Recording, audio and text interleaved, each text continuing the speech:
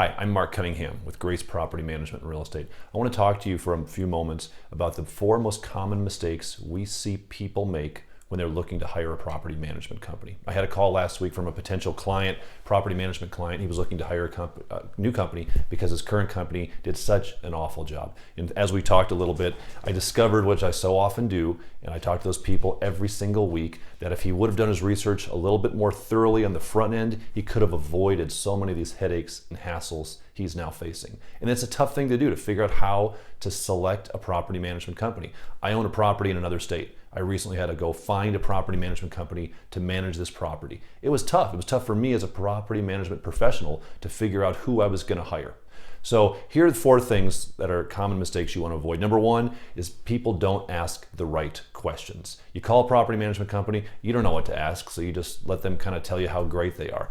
Don't do that. Let them give you their information, but here's a couple specific, unique questions you want to ask. Number 1, what is your lease renewal rate? Did you know the biggest expense you will face as a property owner is turnover?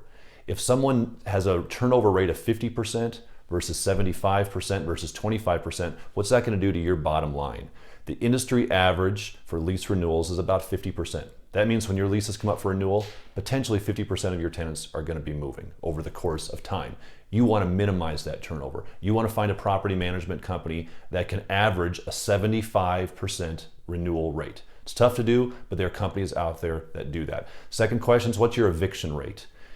Collecting rent is one of the most difficult parts of what we do. If you can have a low eviction rate, what that means is the company is doing a very good job on the front end of qualifying people to only bring good applicants and tenants into your property. And number 2, they're doing a very good job on the collection side of things, the accounting side of things, to get the money from the tenant. You want a very, very low eviction rate. The industry average for property management companies is about 5%. That means out of 100 properties, 5 of those are probably going to be evicted during the course of a year. You want to look for a company that has a much lower eviction rate than even 5%. That's your goal. Third great question is, what's your average response time? This is a question that most companies won't be able to answer because they'll just say, well, we're fast, we respond quickly. Well, what is it? Do you have a standard for your industry? If I drop you an email as an owner, how quickly will you get back to me? How quickly can I expect a response time? How quickly can my tenants expect a response time? Those are just 3 questions to ask. We've got a free doc on our website you can download. It's called 20 Questions to Ask a Property Management Company, because you want to find a good company. Second most common mistake is people don't do their research, and we just don't know how. How do we research a company?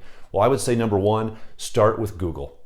That's going to give you independent, honest reviews of the property management company. One of the things you'll want to look for and read are the negative reviews on that company, because you almost want to see a few negative reviews, maybe from ex-tenants that are mad because their security deposit didn't get totally returned to them. You're going to probably find a few of those, and that's not a bad thing for you as the property owner. All that means is the property management company is doing their job in enforcing the rules of the lease. But Google reviews are unbiased. We can't control them as the company, so that's a great place to read reviews, and read them by both owners as well as tenants.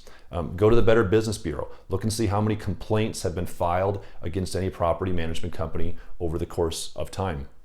Also check their licensing. Go to the Colorado Real Estate Commission, find out have there been any formal complaints filed against these property management companies. Those are 3 easy ways to do some research on a company. The third biggest mistake is we see people over-focusing on cost. If a prospective owner calls me, the first thing they say is, well, what do you charge? Well, what I charge and what somebody else charges may be completely different based upon the quality of service we're providing. Now, you don't want to overpay. You need to be very cautious and be very careful on what you're paying. But if you only focus on a low front-end cost, that can potentially impact you in the long run. So some companies, and price structures are all over the place. Some companies have a monthly flat fee. Some companies are just a percentage of the income they collect. You want to find out what that is, but also find out what you're getting for that. I talked to a gentleman not too long ago who had a very, very low management fee he was paying, and he was happy to go with this company. But what he found out is that fee only got him a certain amount of time based in hours per month of management services. And once he eclipsed that time, they started charging very high, exorbitant hourly rates for the services they were providing. You don't want that. You either want to find somebody that just charges a percentage of the income. The more money they make you, the more money they make themselves. That's what I think is the best model that way. But focus on cost.